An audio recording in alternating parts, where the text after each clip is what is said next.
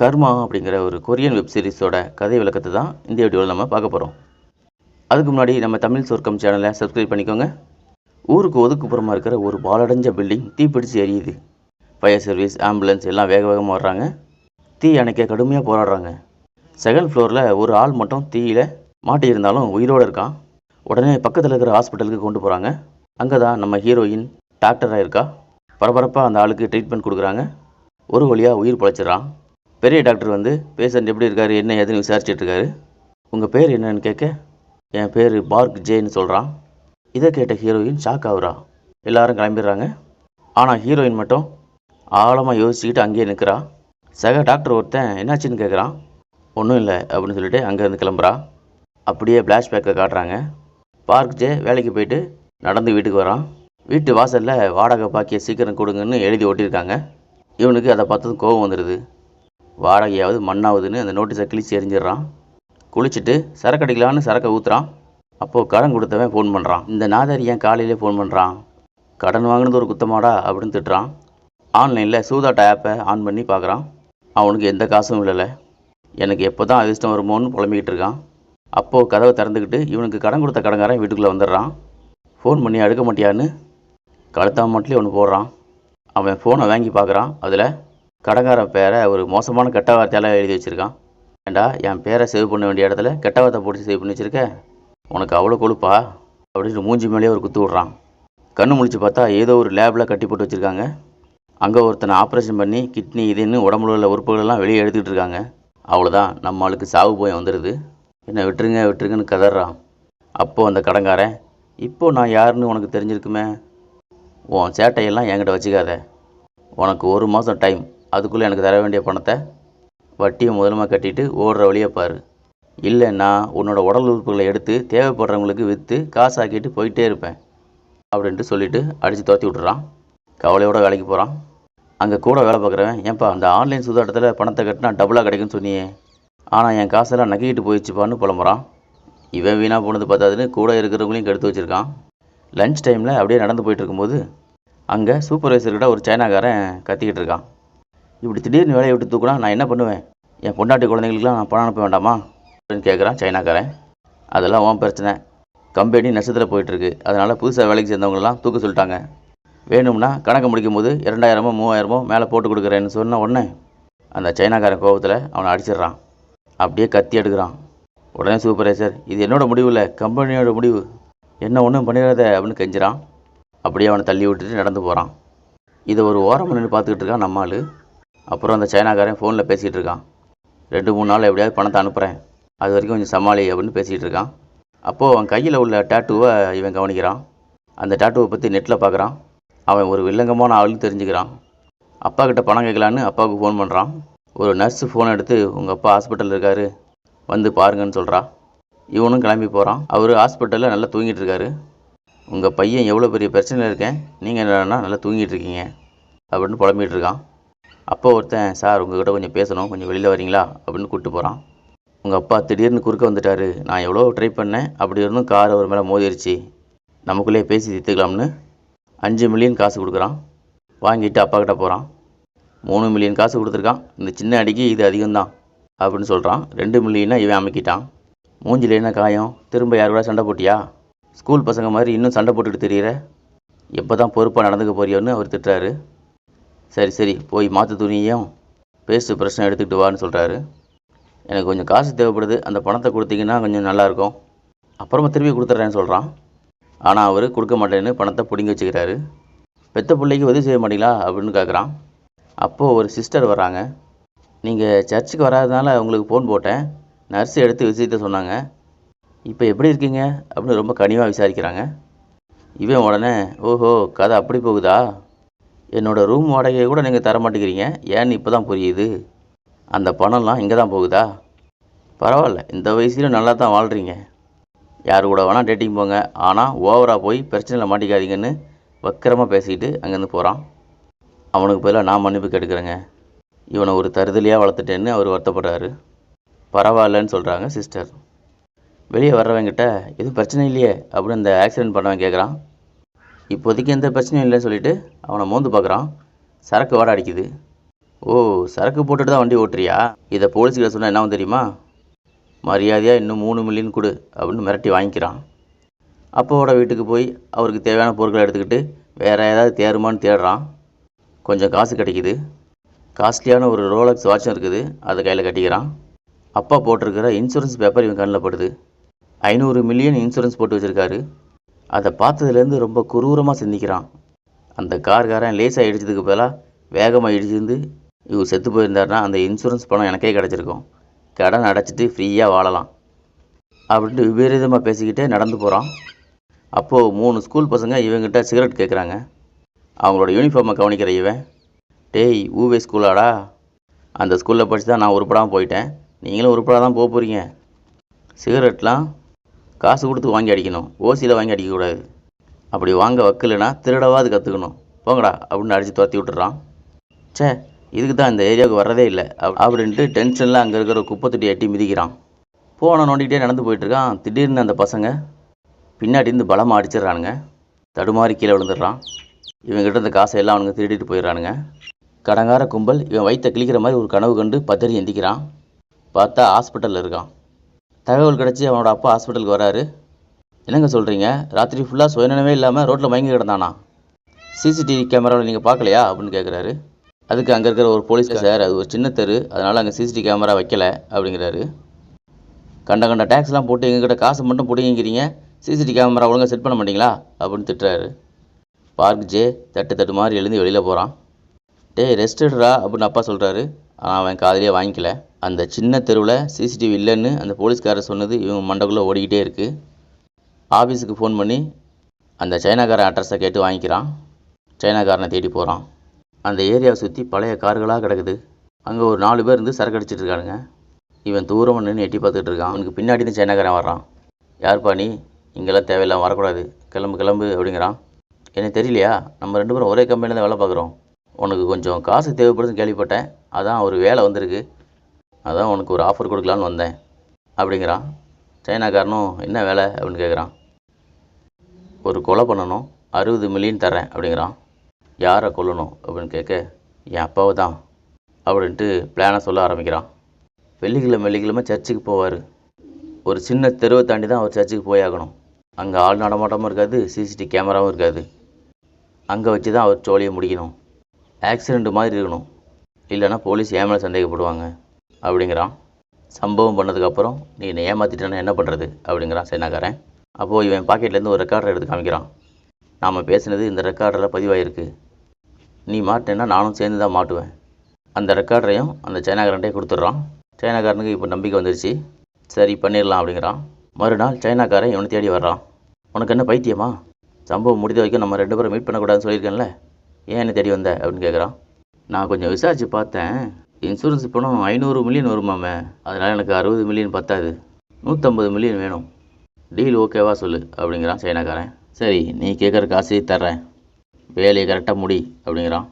என்னை ஏமாற்றணும்னு நினச்சின்னா விளைவு ரொம்ப மோசமாக இருக்கும் அப்படின்னு சொல்லிட்டு அந்த சைனாக்காரன் கிளம்பி போயிடுறான்.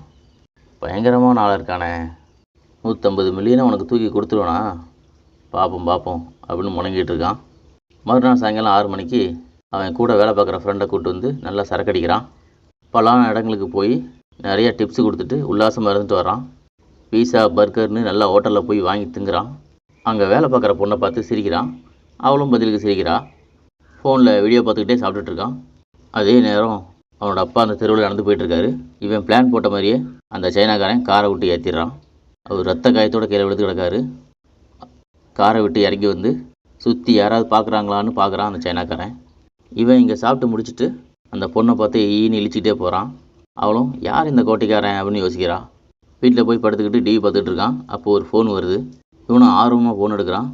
பார்த்தா பேங்க்லேருந்து ஃபோன் பண்ணி கிரெடிட் கார்டுக்கு காசு கட்ட சொல்கிறாங்க. அடுத்த மாதம் கட்டிடுறாங்க வைங்க அப்படின்னு எரிச்சல் ஆகுறான். காலையில் வேலைக்கு போயிடுறான். ஃபோனையே பார்த்துக்கிட்டு இருக்கான். இன்னும் அந்த சைனாக்காரன் ஃபோனே பண்ணலையே ஏன் அப்படின்னு யோசிச்சுட்டே இருக்கான். அப்போது போலீஸ் ஸ்டேஷன்லேருந்து ஃபோன் பண்ணுறாங்க. இந்த மாதிரி உங்கள் அப்பா ஆக்சிடெண்ட்டில் இறந்துட்டாங்க, நீங்கள் வந்து பாடியை வாங்கிட்டு போங்க அப்படின்னு சொல்கிறாங்க. இவனும் ஓகேன்னு சொல்லிட்டு கட் பண்ணிடுறான். பாத்ரூமில் போய் அழுகுறதுக்கு ட்ரைனிங் எடுக்கிறான். ஏன்னா யாருக்கும் சந்தேகம் வந்துடக்கூடாதுல்ல. அப்பா உடம்பை பார்த்து கதறி அழுதுட்டு ஒரு சேரில் உட்காடுறான். என்ன நடந்துச்சுன்னு சொல்லுங்கள் சார்னு கேட்குறான். அங்கே இருந்த போலீஸ்காரர், உங்கள் அப்பா கார் ஆக்சிடெண்ட்டில் இறந்துட்டாருப்பா அப்படிங்கிறாரு. டிரைவர் யார், அவனை கண்டுபிடிச்சிட்டிங்களா அப்படின்னு கேட்குறான். நாங்கள் விசாரிச்சுக்கிட்டு இருக்கோம், இன்னும் ஆள் யாருன்னு தெரியல அப்படின்னு சொல்கிறாரு. அதான் எல்லா இடத்துலையும் சிசிடிவி கேமரா இருக்கும்ல, அதை வச்சு அவனை கண்டுபிடிக்க வேண்டியது தானே அப்படிங்கிறான். சம்பவம் நடந்த இடத்துல கேமரா எதுவுமே இல்லை. அது மட்டும் இல்லை, இது ஒரு ஆக்சிடெண்ட் கேஸ் மாதிரி தெரியல, மர்டர் கேஸ் மாதிரி தெரியுது அப்படிங்கிறாரு. இவனுக்கு அப்படியே தூக்கி வாரி போடுது. எதை வச்சு அப்படி சொல்கிறீங்க அப்படின்னு கேட்குறான். உங்கள் அப்பாவை காரை வச்சு இடித்தவன் இடிச்சிட்டு மறுபடியும் ரிவர்ஸில் வந்து இடிச்சிருக்கான். அவரை கொல்லணுங்கிற நோக்கம் அவனுக்கு இருந்திருக்கு. இதை நேரில் ஒருத்தர் பார்த்துருக்காங்க அப்படின்னு சொல்கிறாரு. அப்போது சம்பவத்தை நேரில் பார்த்தவங்க அங்கே வர்றாங்க. ஒரு போலீஸ்கிட்ட நடந்ததெல்லாம் சொல்லிக்கிட்டே வர்றாங்க. ஹாஸ்பிட்டலில் இவனோட அப்பா விசாரிக்க ஒரு சிஸ்டர் வந்திருப்பாங்கள்ல, அந்த அம்மா தான். காரில் இடித்தவன் இறங்கி வந்து அவரை பார்த்தான் சார். என்னையை பார்த்ததும் துரத்த ஆரம்பிச்சிட்டான் சார். நான் பயத்தில் அங்கேருந்து ஓடி வந்துட்டேன். இருட்டாக இருந்ததால் அவன் முகமே எனக்கு சரியாக தெரியல அப்படிங்கிறாங்க. பாடியை பார்த்து கொஞ்சம் கன்ஃபார்ம் பண்ணுங்க மேடம் அப்படின்னு உள்ளே கூட்டிகிட்டு போகிறாங்க போலீஸ். டக்குன்னு திரும்பி ஒரு போலீஸ்காரர் இவனை பார்க்குறாரு. அது வரைக்கும் மூஞ்ச உருன்னு வச்சுருந்தவன் அவர் பார்க்குறாரு தெரிஞ்சதும் அழுகுற மாதிரி ஆக்டிங் கொடுக்குறான். இன்னொரு போலீஸ்காரர்கிட்ட, சார் அது கண்டிப்பாக ஆக்சிடென்ட் கேஸாக தான் சார் இருக்கணும். ஏன்னா என் அப்பாவுக்கு விரோதிங்கன்னு யாருமே கிடையாது, அவர் ரொம்ப நல்ல மனுஷன் அவர் அப்படின்னு சொல்கிறான். இந்த அம்மா சொல்கிறத வச்சு மட்டும் நாங்கள் சொல்லலை, இது கொலை கேஸுன்னு நாங்கள் நம்புறதுக்கு வேற ஒரு காரணமும் இருக்குது. கார் ஆக்சிடெண்ட்டில் செத்து போனவங்க அப்பாவோட பாடி எதுக்காக மண்ணுக்குள்ளே புதைஞ்சிருக்கணும் அப்படின்னு கேட்குறாரு. இவன் அதிர்ச்சியில் என்ன சொல்கிறீங்க அப்படின்னு கேட்குறான். ஆமாம், உங்கள் அப்பாவோட உடம்பை யாரோ மலைப்பகுதியில் புதைச்சி வச்சுருந்தாங்க. அவர் அப்படி சொன்ன உடனே இவனுக்கு தலையில் இடி விழுந்த மாதிரி இருக்குது. டேய் சைனாக்கார பரதேசி, என்ன காரியண்டா பண்ணி வச்சுருக்க அப்படின்னு திட்டுறான். ஒரு யூடியூபர் வீடியோ எடுக்கிறதுக்காக காட்டுக்குள்ளே வந்து கூடாரம் போட்டிருக்கா. ஒரு மலைக்காடு, லொக்கேஷன்லாம் அருமையாக இருக்க அப்படியே வீடியோ எடுத்துக்கிட்டு இருக்கும்போது ஒரு ஓநாய் எதையோ தோண்டிக்கிட்டு இருக்கு. இவளை பார்த்ததும் உரிமைக்கிட்டே ஓடுது. இவளும் கிட்ட போய் பார்க்குறா. பார்த்தா ஒரு டெட் பாடியோட முகம். அதை பார்த்து அப்படியே கேமராவை கீழே போட்டு தூரமாக ஓடிடுறா. அப்புறம் கொஞ்சம் கொஞ்சமாக மனசில் தைரியத்தை வர வச்சுக்கிட்டு போலீஸுக்கு ஃபோன் பண்ணி மேட்டரை சொல்கிறா. இந்த பக்கம் ஒரு காஸ்ட்லியான ஹோட்டலில் ஒரு சோடா புட்டி தன்னோட காதலியை சந்திக்கிறதுக்காக வெயிட் பண்ணிகிட்டு இருக்கான். ஹாய் டார்லிங், சாரி கொஞ்சம் லேட் ஆயிடுச்சு, டிராஃபிக்கில் மாட்டிக்கிட்டேன் அப்படி சொல்லிக்கிட்டே வர்றா அவனோட காதலி. 2 பேரும் ஜாலியாக பேசிக்கிட்டே வெளியே வராங்க. அடுத்ததாக ஒரு ஸ்வீட் கடைக்கு போகலாம், ஸ்வீட் சாப்பிட்லான்னு அவன் சொல்கிறான். என்ன டார்லிங் நீங்கள் சின்ன பிள்ளை மாதிரி ஸ்வீட் சாப்பிட்லாம் அது சாப்பிட்லான்ட்டு, அதெல்லாம் வேண்டாம், நாம் எங்கேயாவது லாங் டிரைவ் போகலாம், அப்படியே ரூம் போட்டு என்ஜாய் பண்ணிட்டு வரலாம் அப்படிங்கிறா. இவனுக்கு பழம் நழுவி பாலில் விழுந்த மாதிரி இருக்குது. சரின்னு சொல்லிட்டு காரில் கூப்பிட்டு போகிறான். ரூம் போட்டு ஜாலியாக பேசிகிட்டு இருக்காங்க. அப்போது 2 கிளாஸில் ஒயின் கொண்டு வரா. அவனுக்கு ஒரு கிளாஸை கொடுக்குறா. அவன் வேண்டாம்னு சொல்கிறான்.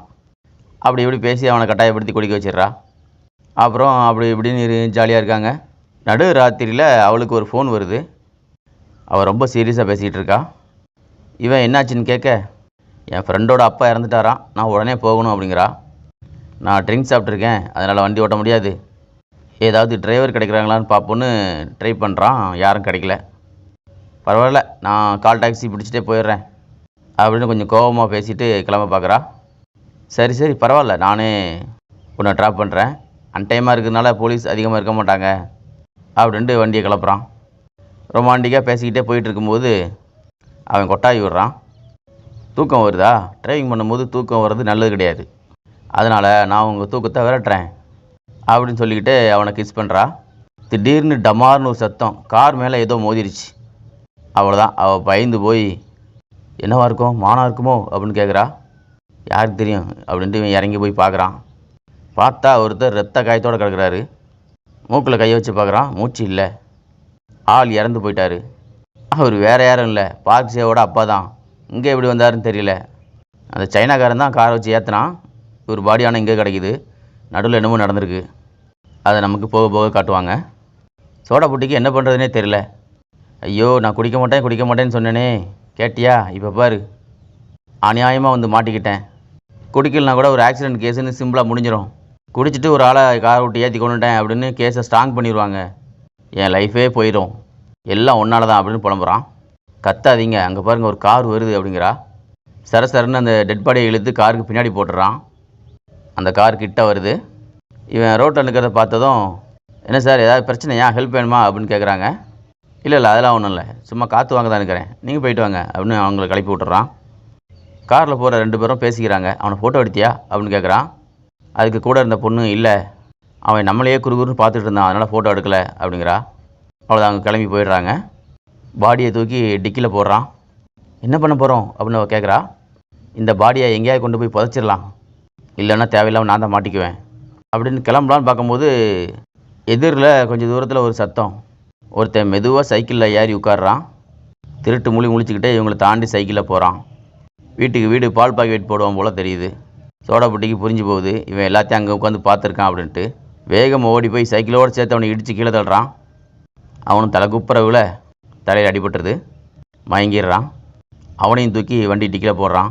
அவளுக்கு பயமாயிடுது. யாராவன் எல்லாரையும் கொண்டு வண்டியில் தூக்கி போடுறான் அப்படின்னு பயந்து போய், என்ன பண்ணுறீங்க, எனக்கு பயமாக இருக்குது அப்படிங்கிறா. அதெல்லாம் ஒன்றும் இல்லை, இவன் அந்த கொலையை பார்த்துட்டான், இவனை விட்டால் நாம் மாட்டிக்குவோம், முதல்ல இந்த இடத்த விட்டு கிளம்பணும் அப்படின்ட்டு காரை ஸ்டார்ட் பண்ணுறான். கார் கிளம்பி காட்டு பாதைக்கு போகுது. டிக்கில் இருக்கிற அந்த பால்காரனுக்கு மயக்கம் தெளிஞ்சிருது. ஆத்தாடி அம்மாடின்னு கத்துறான், என்னை காப்பாற்றுங்க அப்படின்ட்டு. வண்டியை ஓரம் கட்டிட்டு, டேய் கத்தாத, வாயை மூடுறா, அடித்தே கொன்றுவேன் உன்னை அப்படின்னு ஒரு கம்பியை காட்டி மிரட்டுறான். அவன் என்னை எதுவும் பண்ணுறாதீங்க, நான் எதையும் பார்க்கல, நான் யார்கிட்ட எதுவும் சொல்ல மாட்டேன் அப்படிங்கிறான். எதையும் பார்க்கலன்னா என்னதாடா போய் சொல்லுவேன், என்கிட்ட ஆக்டிங் பண்ணுறியா, கொன்றுவேன் உன்னைய, சத்தம் போடாமல் வாயை மூடிட்டுரு, ஒரு கொலை பண்ணாலும் 2 கொலை பண்ணாலும் தண்டனை ஒன்று தான், புரியுதா, உன் அக்கௌண்ட் நம்பர் சொல்லு அப்படிங்கிறான். இவனு சொல்ல அக்கௌண்ட்டுக்கு 10 மில்லியன் அனுப்புகிறான். 10 மில்லியன்னா அவங்க ஒரு காசுக்கு 10,000 ரூபா நினைக்கிறேன். இதை பார், உன் அக்கௌண்ட்டுக்கு நான் காசு அனுப்பியிருக்கேன், நான் மாட்டினா நீயும் தான் மாட்டுவ, இப்போ நீயும் ஒரு குற்றவாளி தான் அப்படிங்கிறான் சோடாப்புட்டி. பணம் கொடுத்ததுக்கு ரொம்ப தேங்க்ஸ் அப்படின்னு சொல்லிட்டு அவன் கிளம்புறான். எங்கடா போகிற, கொடுத்த பணத்துக்கு இந்த பணத்தை புதைச்சிட்டு போ, இந்த பாடியை தூக்கிட்டு பின்னாடியே வா அப்படின்னு சொல்லிட்டு அவன் முன்னாடி போகிறான். ஒரே பனிக்கட்டியாக இருக்கிறதுனால தரையை தேடுறான். ஒரு இடத்த கண்டுபிடிச்சி அந்த பாடியை இறக்கி வச்சுட்டு வந்து தோண்டு அப்படிங்கிறான். 2 பேரும் குழி தோண்டுறாங்க. அந்த மண் ரொம்ப இறுகி போயிருக்கிறதால குழி தோண்ட ரொம்ப கஷ்டமாக இருக்குது. பதட்டத்தில் அவசரமாக குழி தோன்றதால சோடாப்புட்டி கையில் ஏதோ குத்திடுது, கையில் ரத்தம் வருது. சார், ஒருத்தர் புதைக்கிறதுக்கு இந்த ஆளும் பத்தாது சார் அப்படிங்கிறான் பால்காரன். அதுக்கெலாம் நேரம் இல்லை, மண்ணை போட்டு மூடிட்டு இங்கேருந்து கிளம்புறோம், சொன்னது செய் அப்படிங்கிறான். பாடி அங்கேயே போட்டு ஒரு சின்ன குழி தோண்டி முக்கிட்டு போயிடுறாங்க. அப்போ தூரத்தில் ஒரு ஓனாய் இவங்களே பார்த்துக்கிட்டு நிற்குது. இதுதான் ஸ்டார்டிங்கில் அந்த யூடியூப்பரை பார்த்து ஓடிச்சில அந்த ஓனாய். காரில் போயிட்டுருக்காங்க. இப்போ அந்த பால்காரன், சார் நான் உங்களுக்கு பெரிய ஹெல்ப் பண்ணியிருக்கேன், அதனால் 10,000 ரூபா பத்தாது, ஒரு இன்னொரு 10,000 ரூபா சேர்த்துக்கு போட்டு கொடுங்க அப்படிங்கிறான். இவனுக்கு கோவம் வந்தாலும் சூழ்நிலை சரியில்லாதால, சரி 20,000 அனுப்புகிறேன், இதோடு இந்த பேச்சை நிறுத்திக்கணும், இதை பற்றி இனிமேல் பேசவே கூடாது அப்படிங்கிறான். ரொம்ப நன்றி சார், உங்களுக்கு ரொம்ப தாராள மனசு அப்படிங்கிறான் பால்காரன். வண்டி கிளம்பி ஊருக்குள்ளே வந்துடுது. காதலியை அவள் இடத்துல ட்ராப் பண்ணுறான். அவள் ரொம்ப மூட் அவுட்டாக இருக்கா. நீ ரெஸ்ட் எடு, நான் அப்புறமா ஃபோன் பண்ணுறேன் அப்படின்னு சொல்கிறான். பிரச்சனை எதுவும் வராதில்ல அப்படின்னு கொஞ்சம் பயத்தோடு கேட்குறா. தெரியல, நீ கவலைப்படாமல் போ, பார்த்துக்கலாம் அப்படிங்கிறான். அவள் கிளம்பி போயிடுறா. கையை பார்க்குறான், காயம் ரொம்ப ஆழமாக இருக்குது. அவனோட BMW காரை பார்க்குறான், கண்ணாடிலாம் நொறுங்கியிருக்கு. ரொம்ப கவலையோடு அதை தொட்டு பார்க்குறான். இப்போ அந்த பால்காரன் கார்லேருந்து கீழே இறங்கி வர்றான். சார் நான் வீட்டுக்கு கிளம்புறேன் அப்படின்னு சொல்ல, சரி பார்த்து போயிட்டு வா அப்படிங்கிற இவன். சார் பணத்தை இன்னும் அனுப்பலை, அனுப்பிட்டிங்கன்னா கிளம்பிடுவேன். ஓ அப்படியா, சரின்னு சொல்லிட்டு 20,000 ரூபா பணத்தை அனுப்பி விட்றான். இதோடு இதை மறந்துடணும், இதை பற்றி யாருக்கிட்டையும் பேசக்கூடாது என்ன. ஓகே சார் கவலையே படாதீங்க அப்படின்னு சொல்லிட்டு அவன் போகிறான். சோடாப்புட்டி காருக்குள்ளே வந்து உட்காடுறான். கோபத்தில் ஸ்டீரிங்கை போட்டு குத்துறான். காருக்குள்ளே கேமரா இருக்குது, அதில் இருக்கிற மெமரி கார்டை எடுத்து வச்சுக்கிறான். மறுபடியும் அந்த பால்காரன் வந்து கதவு தட்டுறான். சாரி, டாக்ஸி பிடிச்சி போகணும், ஏடிஎம் கார்டு வேறு கொண்டு வரல, கொஞ்சம் கேஷ் கொடுத்தீங்கன்னா வீட்டுக்கு போயிடுவேன் அப்படிங்கிறான். காசு கொடுத்து அனுப்புகிறான். ஆள் ஒரு மார்க்கமாக இருக்கானே அப்படின்னு புலம்புறான் சோடாப்புட்டி. காரை கொண்டு போய் சர்வீஸுக்கு விட்றான். ஒரு பெரிய அமௌண்ட்டாக பில்லாக கொடுக்குறாங்க. நொந்து போகிறான். குழி தோண்டுற கம்பி போட்டு இந்த ட்ரெஸ்ஸு எல்லாத்தையும் கவரில் கட்டி ஒரு குப்பை தொட்டியில் கொண்டு போய் போட்டுடுறான். பஸ்ஸை பிடிச்சி வேலை பார்க்குற இடத்துக்கு போகிறான். இவனோட நடவடிக்கையெல்லாம் தூரத்துலேருந்து 2 பேர் ஃபோட்டோ எடுத்துக்கிட்டே இருக்காங்க. சோடாப்புட்டி ஒரு அக்குபஞ்சர் டாக்டர். கிளினிக்கில் போய் தன்னோட காயத்துக்கு தானே கட்டு போடுறான். வலி தாங்காமல் துடிக்கிறான். அப்புறமா பேஷண்ட் அட்டன் பண்ணுறான். ஒரு பேஷண்ட்டாக குப்புற படுக்க வச்சு அக்குபஞ்சர் ஊசியெல்லாம் அவங்களோட முதுகில் குத்தி வச்சுருக்கான். அவங்க இந்த முதுகுவலி எப்போ தான் சார் சரியாகும்னு கேட்குறாங்க. இன்னும் 1 வாரத்தில் சரியாயிடும், நான் கொடுக்குற மருந்தெல்லாம் கரெக்டாக சாப்பிடுங்க அப்படிங்கிறான். எங்கே நீங்கள் கொடுக்குற மருந்தெல்லாம் ரொம்ப காஸ்ட்லியாக இருக்குது டாக்டர் அப்படின்னு அவங்க சொல்ல, அப்படிலாம் இல்லை அப்படின்னு மறுப்புறான். ட்ரீட்மெண்ட் முடிச்சுட்டு மொட்டை மாடிக்கு போய் அவனோட லவ்வருக்கு ஃபோன் பண்ணுறான். இது மாதிரி கிளினிக்கை புது இடத்துக்கு மாற்றினதால கொஞ்சம் ஃபைனான்சியல் ப்ராப்ளம், உங்கள்கிட்ட எதுவும் அமௌண்ட்டு தான் கொஞ்சம் அமுச்சு விடு அப்படின்னு கேட்குறான். அவளும் ஒரு வாரத்தில் அனுப்புறதா சொல்லிவிட்டு கட் பண்ணிடுறா. நான் குடிக்க மாட்டேன்னு சொன்னேன், நீ தானே குடிக்க வச்ச, நீயும் கொஞ்சம் காசு கொடு அப்படின்னு முணுமுணுக்கிறான். நர்ஸுக்கிட்ட ஒரு ½ அன் ஹவருக்கு யாரையும் உள்ளே விடாத அப்படின்னு சொல்லிட்டு கிளினிக்குள்ளே போயிடுறான். கொஞ்ச நேரத்துலேயே கதவு திறந்துக்கிட்டு பால்காரன் உள்ளே வர்றான். அவனை பார்த்ததும் இவனுக்கு பயங்கர அதிர்ச்சி. நேற்று தானே செட்டில் பண்ணி அனுப்பணும், மறுபடியும் வந்திருக்கானே அப்படின்னு கோபமாக பார்க்குறான். ஆனால் பால்காரன் கூலாக, நைட்டு நல்லா தூணிங்களா சார்? நான் எவ்வளோ யோசித்து பார்த்தேன், ஒருத்தரை கொன்று புதைக்கிறது ரொம்ப பெரிய தப்பு, அதுக்கு நான் வாங்கின அமௌண்ட்டு எனக்கு பத்தலை, இன்னொரு 30,000 கொடுங்க, இதோட நான் மறந்துடுறேன் அப்படிங்கிறான். இவனுக்கு பயங்கர கோபம் வருது. இருந்தாலும் கண்ட்ரோல் பண்ணிக்கிட்டு ஒரு வாரத்தில் தர்றேன் அப்படின்னு சொல்லிட்டு அனுப்பி வச்சிடறான். இந்த பக்கம் பார்க் கிட்ட போலீஸ்காரர் விசாரணை நடத்திட்டு இருக்காரு. சம்பவம் நடந்தப்போ நீங்கள் எங்கே இருந்தீங்க அப்படின்னு கேட்குறாரு. நானும் என் ஃப்ரெண்டும் பாரில் போய் சரக்கு அடித்தோம், அப்புறம் நான் தனியாக பலான இடத்துக்கு போயிட்டு ஹோட்டலில் போய் சாப்பிட்டுட்டு வீட்டில் போய் தூங்கிட்டேன் அப்படிங்கிறான். அந்த போலீஸ்காரரும் அவன் சொன்ன எல்லா இடத்துக்கும் போய் விசாரிக்கிறாரு. அவன் சொன்னது உண்மைதான்னு தெரிஞ்சுக்கிறாரு. பார்க் ஜே இன்சூரன்ஸ் ஆஃபீஸுக்கு போய் பணம் எப்போ கிடைக்கும்னு கேட்குறான். ஒரு 3 மணி நேரம் அவனை உட்கார வச்சுட்டு அப்புறமா பேங்க் மேனேஜரை பார்க்கறதுக்கு அனுப்புகிறாங்க. அங்கே மேனேஜர் யாருன்னு பார்த்தா, இவனோட அப்பாவை காரை வச்சு இடிச்சிட்டு இவனுக்கு காசு கொடுத்துருப்பான்ல, அவன் தான் அங்கே மேனேஜராக இருக்கான். வேணுமுனே தான் இவனை 3 மணி நேரம் காக்க வச்சுருப்பான்னு நினைக்கிறேன். போலீஸ் கொடுத்த ரிப்போர்ட் படி உங்கள் அப்பா ஆக்சிடெண்ட்டில் இருந்த மாதிரி தெரியல, யாரோ பணத்துக்காக உங்கள் அப்பாவை கொலை பண்ணியிருக்காங்க அப்படின்னு போலீஸ் சந்தேகப்படுறாங்க. அதனால் உங்களுக்கு இப்போ பணம் கொடுக்க முடியாது, எங்களுக்கு டைம் வேணும், நீங்கள் போயிட்டு நாளைக்கு வாங்க அப்படின்னு சொல்லிட்டு அனுப்பிச்சி வச்சிடறான். கடுப்பாகி வெளியே வர்றான் பார்க் ஜே. இவனோட நடவடிக்கையெல்லாம் போலீஸ்காரர் நோட் பண்ணிகிட்டே இருக்கார். வீட்டுக்கு போகிறான். சைனாக்காரன் அவனை தேடி வர்றான். ஃபோன் பண்ணால் எடுக்க மாட்டியா, நீ எடுக்காதனால தான் அவனை தேடி வந்துட்டேன், அர்ஜென்ட்டாக பணம் வேணும் அப்படின்னு கேட்குறான். கொடுத்த வேலையை சொதப்படம், உனக்கு பணம் ஒரு கேடா, ஆக்சிடெண்ட் மாதிரி செட் பண்ண சொன்னால் நீ ஏன்டா காட்டுக்குள்ளே கொண்டு போய் புதைச்ச, இப்போ போலீஸ் என்ன சந்தேகப்படுறாங்க, இன்சூரன்ஸ் பணமும் கிடைக்குமான்னு தெரியல அப்படின்னு கத்துறான். 2 பேரும் காரசாரமாக பேசி கை கலப்பில் கொண்டு போய் முடியுது.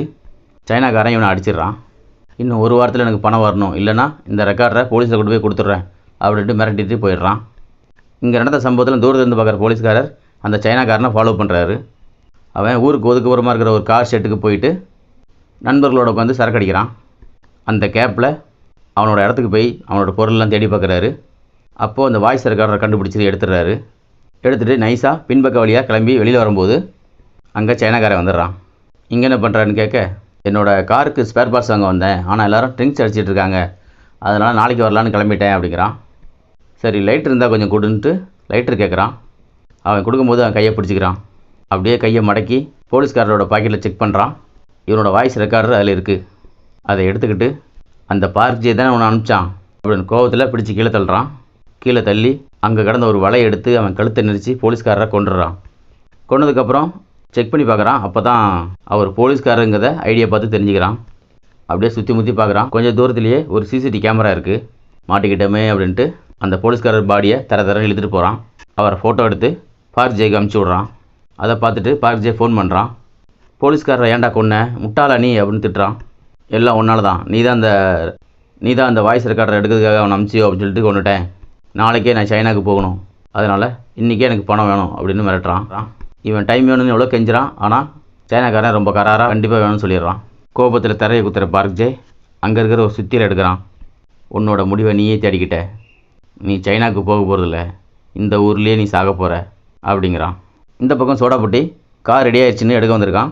அப்போது அங்கே இருந்த மெக்கானிக், உண்மையிலே மான் தான் அடித்ததா, ஏன் கேட்குறேன்னா பம்பரில் அடிபடலை, கண்ணாடிலையும் கூட்லேயும் தான் அடிபட்டுருக்கு, பொதுவாக இப்படி நடக்காது, ஒருவேளை மான் ஜம்ப் பண்ணி வரும்போது காரில் அடிபட்டுருக்குமோ அப்படின்னு கேட்குறான். இப்போ தான் இவனுக்கு சந்தேகம் வருது. அவன் ட்ரெஸ்ஸை கழட்டி குப்பை தொட்டியில் போட்ட இடத்துக்கு ஓடி வர்றான். குப்பையெல்லாம் கிளறி இவனோட ட்ரெஸ்ஸை எடுத்துடுறான். அதுக்குள்ளே தான் அந்த கேமராவோட மெமரி கார்டு இருக்குது. வீட்டுக்கு போய் லேப்டாப்பில் போட்டு பார்க்குறான். ஒவ்வொரு வீடியோ கிளிப்பாக செக் பண்ணுறான். அப்போது அந்த ஆக்சிடெண்ட் கிளிப்பை பார்க்குறான். அந்த டெட் பாடி மேலே இருந்து இவனோட கார் மேலே வந்து விழுது. இவனுக்கு இப்போ தான் கொஞ்சம் நிம்மதியாக இருக்குது. அப்பாடா, என் கார் இடித்து அந்த ஆள் சாகலை, ஒருவேளை தற்கொலை பண்ணிக்கிறதுக்காக மேலேருந்து குதிச்சிருப்பாரோ அப்படின்ட்டு இன்னொரு வீடியோவை செக் பண்ணுறான். இவனும் அவனோட லவ்வரும் அந்த டெட் பாடி கிட்டே போய் நிற்கும்போது பக்கத்தில் இருக்கிற பிரிட்ஜு மேலே இருந்து அந்த பால்காரன் சிரிச்சிட்டே இருக்கான். அவன் தான் எல்லாத்துக்கும் காரணம்னு தெரிஞ்ச உடனே இவனுக்கு வெறி ஏறுது. லவ்வருக்கு ஃபோன் போடுறான். அடியே, நம்ம மோசம் போயிட்டோம், எல்லாத்துக்கும் காரணம் அந்த பால்காரன் தான்.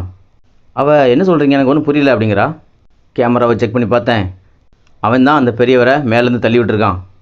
நான் போலீஸ் இதை போய் எல்லாத்தையும் சொல்ல போகிறேன் அப்படிங்கிறான். இல்லை வேண்டாம், நீங்கள் அவரை புதைச்சிருக்கீங்க, அது ஒரு பெரிய ப்ராப்ளமாக மாறும் அப்படிங்கிறா. அவன் தான் மிரட்டினான்னு நான் சொல்லிடுவேன்.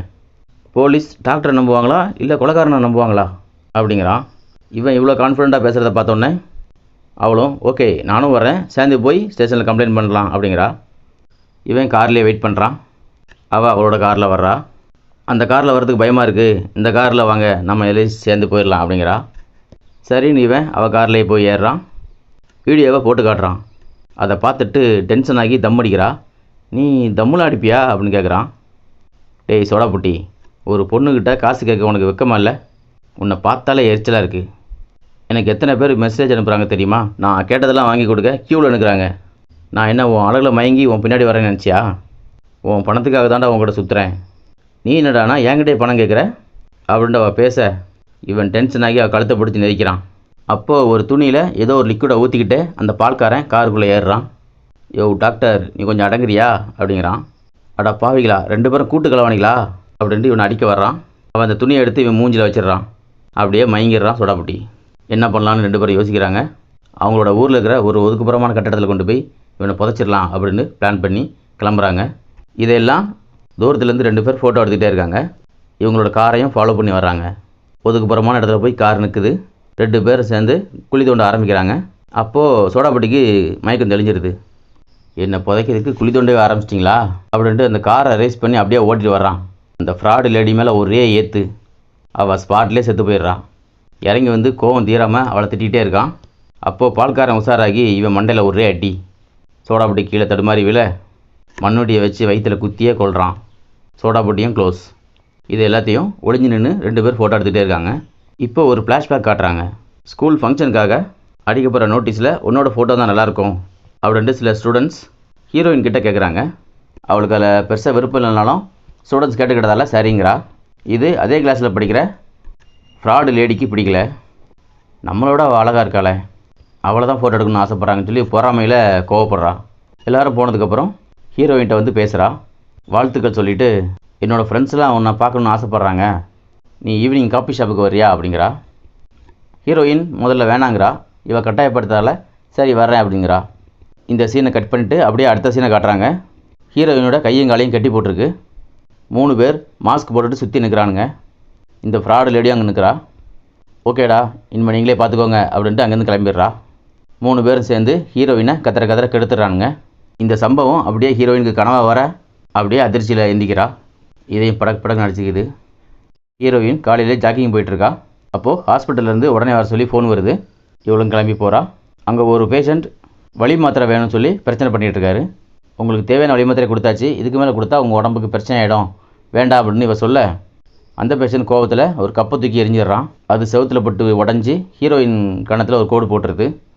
அங்கே வர்ற ஒருத்தர் அந்த பேஷண்ட்டோட அடிப்பட்ட இடத்துல கையை வச்சு அழுத்தி, இங்கே எல்லாருக்குமே வலி இருக்குது, அதுக்காக டாக்டரையே காயப்படுத்துவியா நீ, ஒழுங்காக அவங்கக்கிட்ட சாரி கேளு அப்படின்னு மிரட்டுறாரு.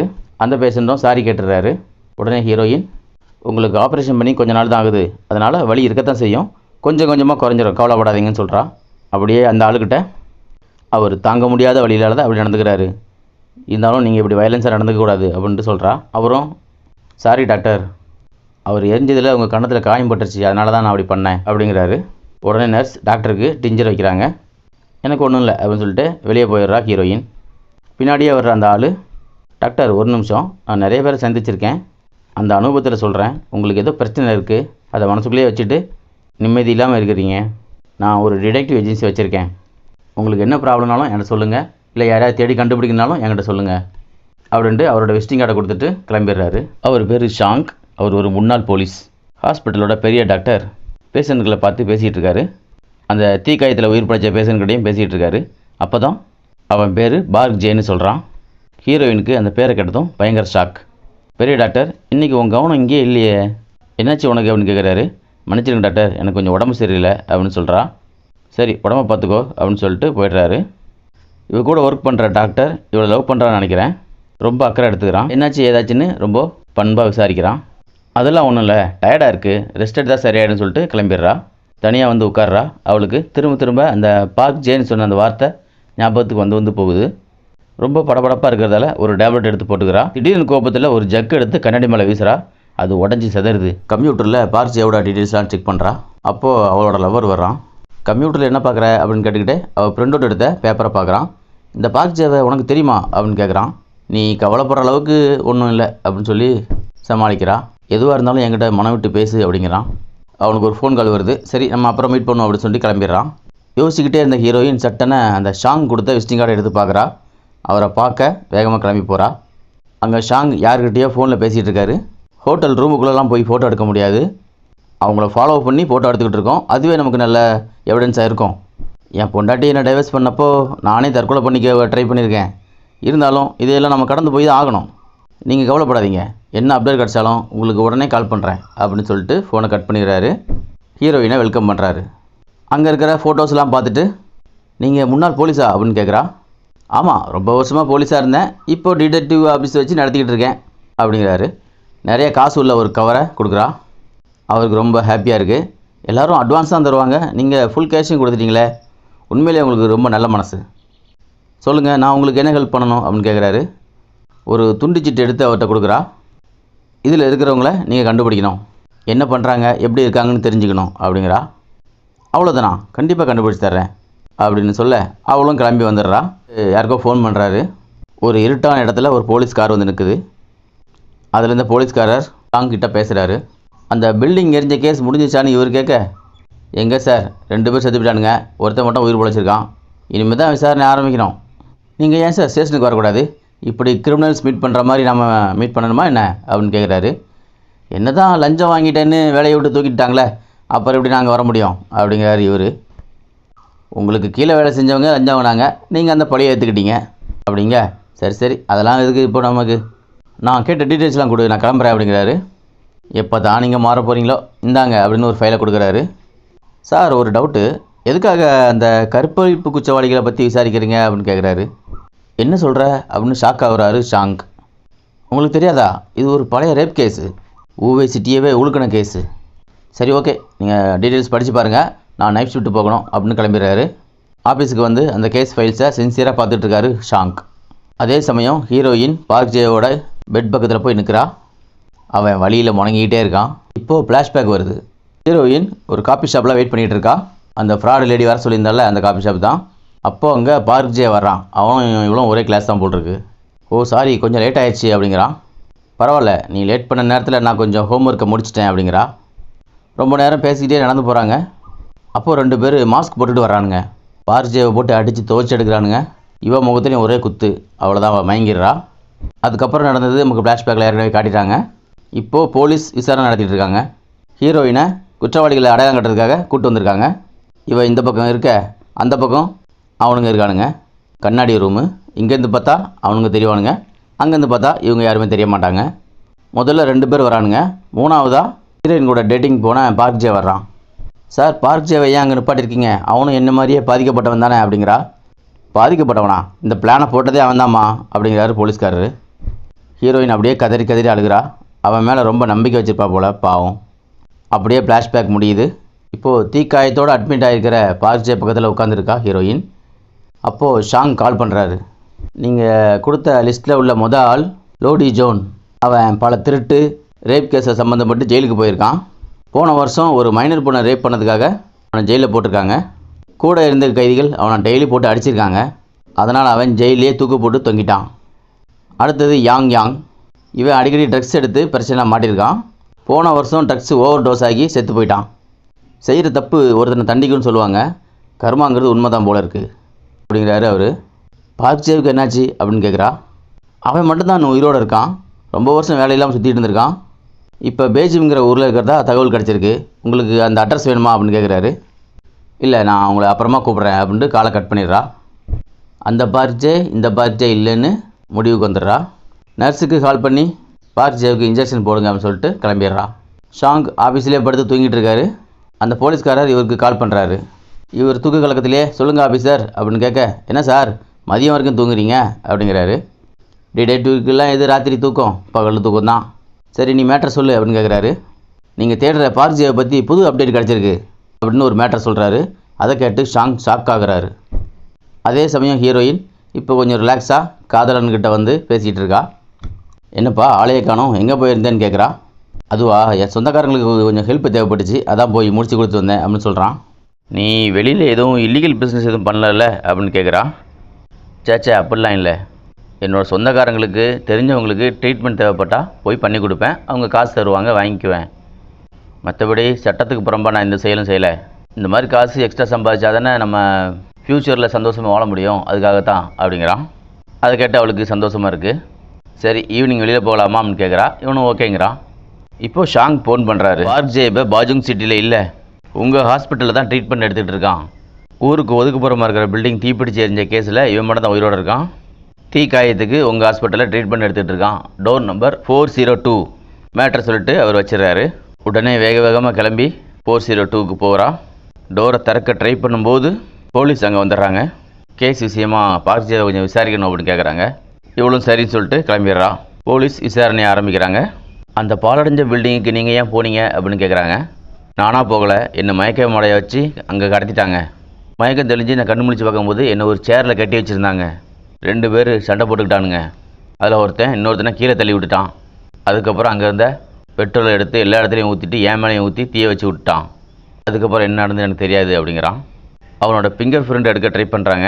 ஆனால் கையில் தீக்காயம் படுறதுனால ஃபிங்கர் பிரிண்ட்டு ஒழுங்காக பதிவாகலை. சரி ரெஸ்ட் எடுங்க, நாங்கள் அப்புறம் வரோம் அப்படின்னு சொல்லிட்டு போலீஸ் கிளம்பி போயிடுது. இதுக்கு மேலே இங்கே இருந்தால் சரிப்பட்டு வராதுன்னு சொல்லிட்டு ஹெல்ப் லைனுக்கு ஃபோன் பண்ணுறான். கொஞ்ச நேரம் கழித்து கையில் ஒரு சாக்லேட் டப்பாவோட ரிசப்ஷனுக்கு வர்றான். அங்கே இருக்க சிஸ்டர்ஸ்க்கெலாம் கொடுக்குறான். என்னை நல்லா பார்த்துக்கிட்டதுக்கு எல்லோருக்கும் தேங்க்ஸ், நான் கிளம்புறேன்னு சொல்லிட்டு கிளம்புறான். ஹீரோயினுக்கு ஷாக்காக இருக்குது. இங்கே என்ன நடக்குது, யார் அவரை போக அனுமதிச்சதுன்னு கேட்குறாங்க. அதுக்கு நர்ஸ், அவருக்கு இங்கே இருக்க பிடிக்கலையா, அதனால் அவுட் பேஷண்ட்டாக வந்து ட்ரீட்மெண்ட் எடுத்துக்கிறேன்ட்டு ப்ரொஃபஸர்கிட்ட பேசிட்டாரு. அது மட்டும் இல்லை, 1 மாதத்துக்கு தேவையான டேப்லெட்டையும் வாங்கி வச்சிட்டாரு அப்படின்னு சொல்கிறாங்க. ஒரு நிமிஷம் யோசிக்கிற ஹீரோயின் உடனே அங்கேருந்து கிளம்பி போகிறா. அப்போது நர்ஸுக்கிட்ட ஒரு அம்மா வந்து, என் ஹஸ்பண்ட் டிஸ்சார்ஜ் ஆகுறாரு, ஆனால் அவர் ட்ரெஸ்ஸை காணும் அப்படின்னு கம்ப்ளைண்ட் பண்ணுறாங்க. நர்ஸுக்கு ஷாக்காக இருக்குது. பார்க் ஜேங்கிற பேரில் இருக்கிற நம்ம பால்காரன் தான் அவர் ட்ரெஸ்ஸை ஆட்டையை போட்டு கிளம்பியிருக்கான். ஹீரோயின் அவனை பின்தொடர்ந்து வேகமாக போகிறான். அவன் லிஃப்ட் ஆன் பண்ணி உள்ளே போயிடுறான். இவன் படக்குன்னு அவன் முன்னாடி நிற்கிறா. என்ன உனக்கு தெரியலையா அப்படின்னு கேட்குறா. என்ன டாக்டர் என்ன சொல்கிறீங்க, எனக்கு ஒன்றும் புரியலையே அப்படிங்கிறான். நான் தான் ஆங்ஜியோங், என்னை எப்படி இவ்வளோ மறக்க முடியும். அவன் திருன்னு முழிச்சிட்டு சரி உள்ளே வாங்க பேசலான்னு சொல்லிட்டு லிஃப்ட்டுக்குள்ளே கூப்பிட்றான். உள்ளே போயிட்டு எனக்கு தெரியாத மாதிரி நடிக்கிறியா அப்படின்னு கேட்குறா. இவன் மாஸ்க்கை கழட்டிட்டு அவனோட கோரமான முகத்தை கிட்ட போய் காட்டுறான். இப்போ அப்படியே மிரண்டு போகிறா. நல்லா கேட்டுக்கோ, உனக்கு தெரிஞ்ச பார்க் ஜே இப்போ இல்லைங்கிறதா உண்மை, இதோட நிறுத்திக்கோ அப்படின்னு சொல்லிட்டு கிளம்பிடுறான். ஹீரோயின் ஒரு நிமிஷம் அப்படி ஷாக் ஆகி நிற்கிறா. அப்புறம் உஷாராகி மறுபடியும் அவனை தேடி ஓடுறா. அவன் அதுக்குள்ளே ஒரு கால் டாக்ஸியில் ஏறிடுறான். கால் டாக்ஸி குறுக்க போய் மறிக்கிறா. கார் மிரர் இறக்குற பால்காரன், என்ன டாக்டர்மா ஏதாவது பேசணுமா அப்படின்னு கேட்குறான். இப்போ கூட ராத்திரி என்னால் நிம்மதியாக தூங்க முடியல, ஒரு நாளாவது கனவு வராமல் நான் அமைதியாக தூங்கணும் அப்படிங்கிறா. இந்த டாக்டருக்கு பைத்தியம் பிடிச்சிச்சு போல், என்னென்னமோ வந்து பேசிக்கிட்டு இருக்குது, நீ வண்டி எடு அப்படின்னு சொல்லிட்டு கிளம்பி போயிடுறான். ஹீரோயின் மனசுக்குள்ளே, நான் ஆசைப்பட்ட தூக்கம் இனிமேல் எனக்கு கிடைக்கும்னு நம்பிக்கை வந்துருச்சுக்கிறா. தூக்கம் வரலன்னா தூக்க மாத்திரையை போட்டுட்டு படுத்து தூங்க வேண்டியதானே, கிறுக்கு பயவுள்ள அப்படின்னு திட்டிக்கிட்டே அவன் காரில் ட்ராவல் பண்ணிகிட்ருக்கான். தீக்காயங்கள்லாம் பயங்கரமாக வலியை கொடுக்க பெயின் கில்லர் டேப்லெட் போட்டுக்கிறான். நல்லா போயிட்டு இருந்த என் வாழ்க்கை ஒரே நாள் இப்படி ஆயிடுச்சே, எல்லாத்துக்கும் அந்த நாள் தான் காரணம் அப்படின்ட்டு நினச்சி பார்க்குறான். சோடா புட்டியையும் ப்ராடு லேடியையும் குழியில் போட்டு முக்கிற பால்காரன் காரை எடுத்துகிட்டு போய் பார்க்கிங்கில் விட்டுட்டு சோடா புட்டியோட காரை எடுத்துகிட்டு கிளம்புறான். செத்துப்போன சோடா புட்டியோட ஒய்ஃபு டிடெக்டிவ் ஷாங்க்கு ஃபோன் பண்ணி ஆதார் கிடச்சதா இல்லையான்னு கேட்குறாங்க. நெருங்கிட்டோம், சீக்கிரமே கிடச்சிரும் அப்படின்னு சொல்லி சமாளிக்கிறாரு ஷாங்க். சோடா புட்டியோட ஒய்ஃபு கர்ப்பமாக இருக்காங்க. வீட்டு வரவேற்பறையில் சோடா புட்டியும் இவங்களும் இருக்கிற கல்யாண ஃபோட்டோ மாட்டப்பட்டிருக்கு. சோடா புட்டி அந்த ப்ராடு லேடி கூட சுற்றுறதால ஆதாரம் கேட்டிருக்காங்க. டைவர்ஸ் பண்ணுறதுக்கு கோர்ட்டில் சப்மிட் பண்ணதுக்காக தான் ஷாங்கிட்ட ஆதாரம் கேட்டிருக்காங்க. ஆனால் சோடா புட்டி உயிரோடவே இல்லை, பாவம். ஷாங்கோட ஆட்கள் 2 பேர் அவசர அவசரமாக மூச்சு வாங்க ஓடி வர்றாங்க. வாங்க வாங்க ஃபோட்டோ எடுத்தீங்களா அப்படின்னு ரொம்ப ஆர்வமாக கேட்குறாரு. பதட்டமாக அந்த பொண்ணு ஃபோட்டோவை பாருங்கள் அப்படின்னு கேமரா ஆன் பண்ணி காட்டுது. அட அருமையாக எடுத்துருக்கீங்களாப்பா அப்படின்னு சொல்லிவிட்டு அடுத்த ஃபோட்டோவை பார்க்குறாரு. அதில் சோடா புட்டியாக பால்காரன் கொலை பண்ணுற ஃபோட்டோ இருக்குது. அந்த பொண்ணு உடனே போலீஸுக்கு ஃபோன் பண்ணணும் சார் அப்படின்னு சொல்கிறா. இந்த பக்கம் பார்க் ஜே சைனாக்காரனுக்கு ஃபோன் பண்ணுறான். இன்றைக்கி நைட் 8 மணிக்கு உன் பணத்தை கொடுத்துட்றேன், நான் அனுப்புகிற லொக்கேஷனுக்கு வந்துடு அப்படின்னு சொல்கிறான். ஹலோ, துறைமுகத்துக்கு போட்டை எடுத்துகிட்டு வந்துடு அப்படின்ட்டு ஃபோனில் யார்கிட்டயோ பேசிகிட்டே நடந்து வர்றான் சைனாக்காரன். அப்போது எதிரில் ஒரு கார் வருது. அதுலேருந்து பால்காரன் இறங்கி வர்றான். என்ன நண்பா எப்படி இருக்க அப்படின்னு கேட்குறான். இப்போ இன்னொரு குட்டி ஃப்ளாஷ்பேக். 2 பயல்களும் 2 வருஷம் ஒன்றா ஜெயிலில் இருந்திருக்கானுங்க. ஃப்ரெண்ட்ஷிப் ஏற்பட்டிருக்கு. சைனாக்காரனுக்கு 1 மாதத்துக்கு முன்னாடியே ரிலீஸ் ஆகிற பால்காரன் சைனாக்காரங்கிட்ட தன்னோட ஃபோன் நம்பரை கொடுத்துட்டு வந்திருக்கான். என்ன வேலை வந்தாலும் சொல்லு, வந்து முடிச்சு கொடுத்துட்றேன், பணம் மட்டும் நிறைய வேணும் அப்படின்னு சொல்லிட்டு ரிலீஸ் ஆகியிருக்கான். அந்த ஃப்ராடு லேடி தான் இவனை வந்து பிக்கப் பண்ணுறா. 2 பேரும் பழைய கதையெல்லாம் பேசிக்கிட்டே கிளம்புறாங்க. சைக்கிள் ட்ரைனிங் சென்டரில் ஒரு புது மெம்பராக சேர்றா அந்த ஃப்ராடு லேடி. அங்கே ஒரு பணக்கார டாக்டர் இவளை பார்த்து சொல்லி விட்டுக்கிட்டே தன்னோட விசிட்டிங் கார்டை கொடுக்குறான். இவளும் ஓ நீங்கள் டாக்டரா அப்படின்ட்டு பல்ல காட்டுறா. அப்புறம் என்ன, டாக்டர் ரூம் போட்டு ரொமான்ஸ் பண்ண போகிறான். பால்காரன் பட்டாருன்னு கதை திறந்துட்டு உள்ளே வர்றான். வந்த வேகத்தில் டாக்டருக்கு ஒரே அறை. அவன் யாருடா நீ அப்படின்னு கேட்க, என் பொண்டாட்டியை தள்ளிட்டு வந்துட்டு என்னையே யாருன்னு கேட்குறியா அப்படிங்கிறான். அவளும் என்னங்க என்ன மன்னிச்சிடுங்கன்னு அழுகுறா. அப்புறம் அவங்ககிட்ட வெளியில் சொன்னால் அவன் மானம் கப்பல் ஏறிடும்னு சொல்லி மிரட்டி நிறைய காசு பிடிங்கிக்கிறான். அடுத்ததாக ஒரு தொழிலதிபர், அவரையும் மிரட்டி நிறைய காசு பிடிங்கிக்கிறான். இப்படி நிறைய பேரை ஆசை காட்டி மிரட்டி பணம் சம்பாதிக்கிறது தான் முழு வேலையாக வச்சுருக்காங்க 2 பேரும். இப்படிப்பட்ட சூழ்நிலையில் தான் சீனாக்காரன் ஃபோன் பண்ணுறான் இவனுக்கு. இவனும் அவனை பார்க்க கிளம்பி போகிறான். அப்போ தான் சோடா புட்டியை அவள் கொஞ்சம் மயக்கி பேசிக்கிட்டு இருக்கா. பால்காரனும் சைனாக்காரனும் ஒரு காரில் போயிட்டுருக்காங்க. பெத்த அப்பனே கொள்றதுக்கு உன்னை செட் பண்ண அந்த விஷம் பிடிச்ச பையனை நான் பார்க்கணுமே அப்படின்னு கேட்குறான். அதோ பார் அப்படின்னு காட்டுறான். சிவப்பு கலர் சட்டை போட்டுக்கிட்டு ஒருத்தர் சாப்பிட்டுட்டு இருக்கான்ல, அவன் தான். இவனும் அதை பார்த்துட்டு, இவனும் நானும் ஒரே ஊர் தான், அப்போவே ஊதாரியாக தான் சுற்றிக்கிட்டு இருந்தான், அப்பனையே கொள்கிற அளவுக்கு கெட்டு போயிட்டானா அப்படிங்கிறான் பால்காரன். இங்கே சர்ச்சில் பார்க்ஜேவோட அப்பா, ஆண்டவர் என்னோடய பையன் பண்ணுற பாவங்களை மன்னிக்கணும், அதனால் என்கிட்ட இருக்க எல்லாத்தையுமே ஆண்டவருக்கே கொடுக்க போகிறேன்னு சொல்லிவிட்டு ஜெபம் பண்ணிவிட்டு சர்ச்சை விட்டு வெளியில் வராரு. அப்போது ஒரு சிஸ்டர் இவரை தேடி ஓடி வராங்க. பிரதர், இந்த வாரம் உங்களுக்கு பிறந்தநாள் வருதுல்ல, அதுக்காக ஒரு பார்ட்டி வச்சுருக்கோம், நீங்கள் வரணும்னு கூப்பிட. இல்லை, இந்த வயசில் எனக்கு இதுக்கு பார்ட்டிலாம், அதெல்லாம் எனக்கு வேண்டாம், நான் கிளம்புறேன்னு சொல்லிட்டு அங்கேருந்து நடந்து போகிறாரு. அட்லீஸ்ட் கேக்காவது கொடுத்துக்கலாமே அப்படின்ட்டு கூடி அடடா கேக்காவது கொடுத்து விட்டுருக்கலாமே அப்படின்னு வேகமாக ஓடி போகுது அந்த சிஸ்டர் கேக் எடுக்க. இருட்டு சந்தில் பார்க்ஜேவோட அப்பா நடந்து வர்றாரு. அவரோட ஆதார் கார்டை பார்த்து அவர் தான் கன்ஃபார்ம் பண்ணிக்கிற சைனாக்காரன். இந்த ஆள் தான், தூக்கிடலான்னு சொல்ல ஓகேன்னு சொல்லிட்டு பால்காரன் வேகமாக வண்டியை ஓட்டுறான். கார் அவர் மேலே வேகமாக மோதுது. தூக்கி வீசப்பட்டு கீழே விழுறாரு. அவர் சாகலை, எந்திரிக்க ட்ரை பண்ணுறாரு. ரிவர்ஸில் வந்து மறுபடியும் மோதுறானுங்க. இப்போது சைனாக்காரன் கீழே இறங்கி வந்து பார்க்குறான். அப்போது தூரத்தில் அந்த லேடி இவங்களை பார்க்குறத கவனிச்சிடுறான். அந்த லேடியை துரத்துறான். ஆனால் அவங்க வேகமாக ஓடி தப்பிச்சிடுறாங்க. இப்போது பால்காரன் கீழே வந்து பார்க்குறான். பார்க்ஜே அப்பா சாகலை. திரும்பி வர சைனாக்காரன் ஒரு லேடி பார்த்ததை சொல்கிறான். இந்த ஆள் இன்னும் சாகலை, ஒரு லேடி வேறு பார்த்துருக்கு, ஸோ வேறு வழி இல்லை, இந்த ஆளை தூக்கி டிக்கில் போடு, முதல்ல இங்கேருந்து கிளம்புவோம் அப்படிங்கிறான் பால்காரன். சைனாக்காரனுக்கு மனசு இல்லைனாலும் வேறு வழி இல்லாதால் அவரை டிக்கில் தூக்கி போட்டு கிளம்புறாங்க. இப்போ இந்த ஃப்ராடு லேடி பால்காரனுக்கு ஃபோன் பண்ணுறா. எப்பவும் இந்த மாதிரி டைமில் கரெக்டாக உள்ளே வந்து காசை பிடுங்குவான், ஆனால் ஆளையே காணுமே, ஃபோனை வேறு எடுக்க மாட்டேங்கிறான்னு புலம்புறா. அவளோட ஃபோன் காலை பார்த்ததும் மனசுக்குள்ளே ஒரு திட்டம் போடுறான். அதுக்குள்ளே சைனாக்காரன் பெரியவரோட வாயையும் மூக்கையும் பொத்தி சோழியை முடிச்சிடுறான். சரி, எனக்கு ஒரு முக்கியமான வேலை இருக்குது, நாம் பிரிஞ்சு போயிடலாம், இந்த பாடியை நான் பார்த்துக்கிறேன் அப்படின்னு சொல்லிட்டு சைனாக்காரனை இறக்கி விட்டுட்டு அவளுக்கு ஃபோன் பண்ணி அவனோட பிளானை சொல்கிறான். அங்கே பால் சப்ளைக்கு கிளம்புன ஒருத்தங்கிட்ட நிறைய பணம் கொடுத்து அவனோட ட்ரெஸ்ஸு, சைக்கிள் எல்லாத்தையுமே வாங்கிக்கிறான். பெரியவரோட பாடியை பிரிட்ஜு மேலே தூக்கிட்டு போகிறான். நாங்கள் கிளம்பி வந்துகிட்டு இருக்கோம்னு அந்த ஃப்ராடு லேடி மெசேஜ் அனுப்புகிறான். இவன் ரெடியாக இருக்கான். வண்டி கிட்ட வரையும் பெரியவரோட பாடியை தூக்கி வண்டி மேலே போட்டுடுறான். இதோட ஃப்ளாஷ்பேக் கட் ஆகுது. இப்போது சைனாக்காரனும் பால்காரனும் காரில் பேசிக்கிட்டே போயிட்டுருக்கானுங்க. உன்னோட திட்டத்தால் தான் இவ்வளோ பிரச்சனை அப்படிங்கிறான் சைனாக்காரன். நான் என்ன பண்ணுறது, அந்த சோடா போட்டு சரியாக குழி தோண்டாமல் பாடியை மெட்டாப்பில் வச்சுட்டு வந்துட்டான். நடந்ததை பற்றி பேசி என்னாக போகுது, இவன் நடக்க போகிறத பற்றி பார்ப்போம். அந்த பார்க்ஜே பணம் தருவானா அப்படின்னு கேட்குறான். பணம் தரலன்னா அவன் கதையை முடிச்சிருவேன் அப்படிங்கிறான் இவன். நீ ஒரு முடிவோடு தான் இருக்க, ஆனால் இவ்வளோ அவசரமாக சைனாவுக்கு ஏன் கிளம்புற, எனக்கு அதான் டவுட்டாக இருக்குது அப்படிங்கிறான். ஆனால் சைனாக்காரன் எந்த பதிலும் சொல்லாமல் அமைதியாக இருக்கான். அதே சமயம் போலீஸ் சைனாக்காரனால் கொல்லப்பட்ட போலீஸ் உடலை கைப்பற்றி விசாரணை நடத்துகிறாங்க. அங்கே இருந்த சிசிடிவி கேமரா ஃபுட்டேஜை எடுத்து செக் பண்ணி பார்த்ததில் சைனாக்காரன் தான் கொலைகாரன்னு வெட்ட வெளிச்சமாகுது. சைனாக்காரனோட ரூமை தரவாக செக் பண்ணுறாங்க. பார்க்ஜே அப்பாவோட ட்ரெஸ்ஸும் அவரோட ஃபோட்டோவும் அங்கே இருக்குது. இந்த பக்கம் பார்க்ஜே ஒரு காரில் வெயிட் பண்ணிகிட்டு இருக்கான். சைனாக்காரன் அந்த காருக்குள்ளே வந்து உட்காடுறான். பணம் எங்கேன்னு கேட்குறான். அங்கே போகணுன்னு தரேன் அப்படின்னு சொல்லிட்டு காரை கிளப்புறான். பால்காரனும் காரில் இவங்க 2 பேரையும் ஃபாலோ பண்ணுறான். ஒரு இடத்துல போலீஸ் எல்லா வண்டியும் செக் பண்ணிக்கிட்டு இருக்கு. பார்க்ஜேவோட கார் கிட்ட வர போலீஸ் கையில் ஒரு ஃபோட்டோ வச்சுக்கிட்டு இவங்க 2 பேரையும் விசாரிக்கிறாங்க. எதுக்கு சார் செக் பண்ணிட்டு நீ கேட்குறான். ஒரு மர்டர் கேஸ் விஷயமா இவனை தேடிட்டு இருக்கோம். இவனை எங்கேயாவது பார்த்தீங்களா அப்படின்னு சொல்லி ஃபோட்டோவை காட்டுறாங்க. பார்த்தா பால்காரன் ஃபோட்டோ. சோடா புட்டியை அடித்து கொண்டு போச்சான்ல, அது விஷயமா தீவிரமாக விசாரிச்சுட்டு இருக்காங்க. அவனை தேடிக்கிட்டு இருக்காங்க. இவனுங்க கிளம்பிட்டானுங்க. பின்னாடி வர்ற பால்காரன் போலீஸ் செக்அப் நடக்கிறத பார்த்ததும் வண்டி அப்படியே விட்டுட்டு காட்டுக்குள்ள தப்பிச்சு ஓடிடுறான். சைனாக்காரனும் பார்க்ஜேவும் ஊருக்கு ஒதுக்குப்புறமா இருக்கிற ஒரு பில்டிங் கிட்ட வர்றாங்க.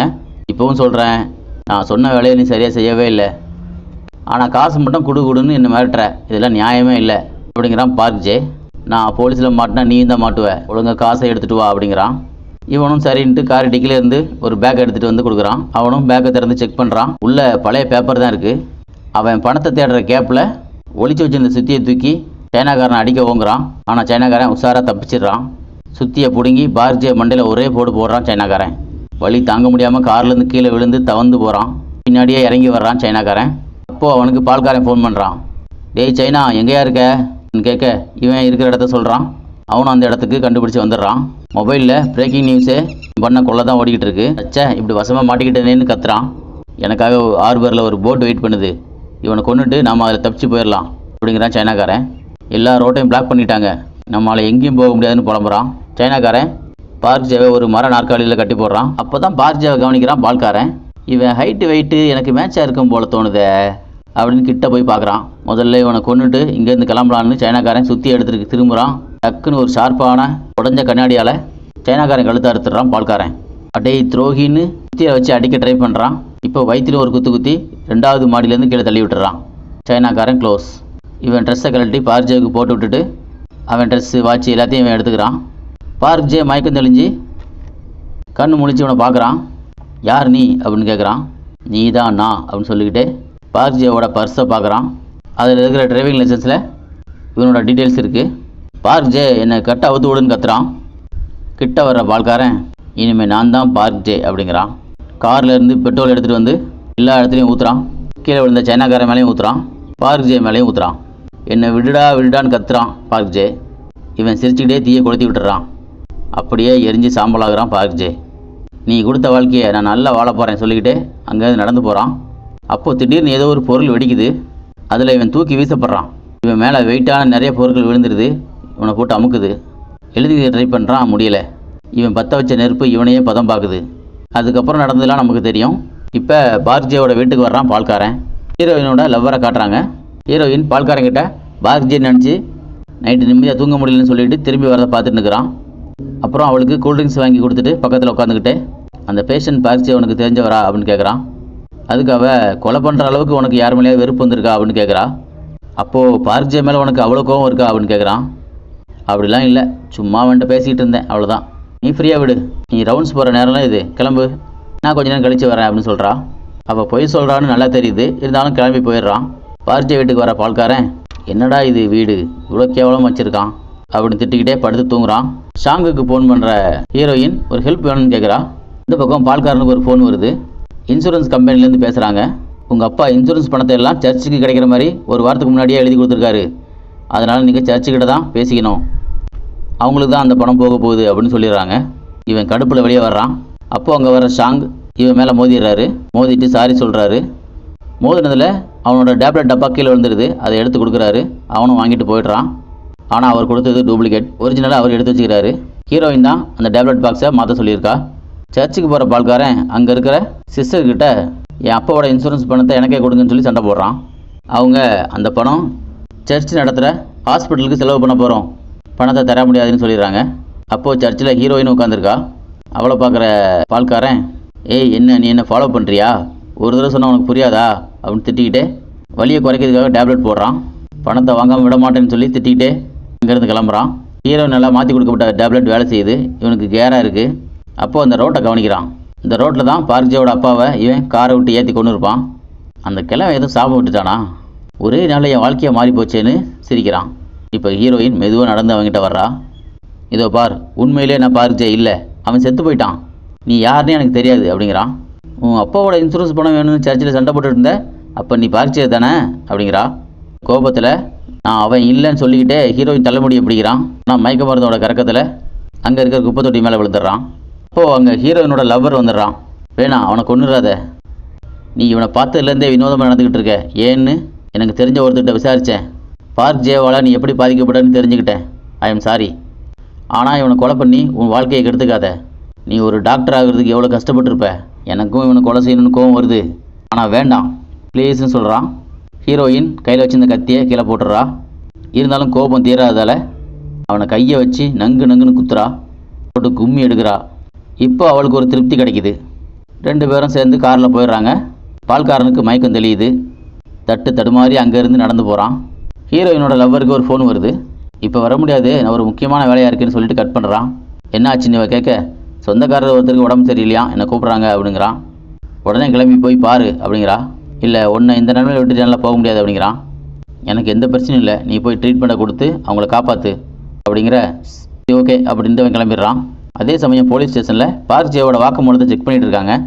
அதில் அவன் தன்னை சேரில் கட்டி போட்டிருந்ததாக சொல்லியிருக்கான்.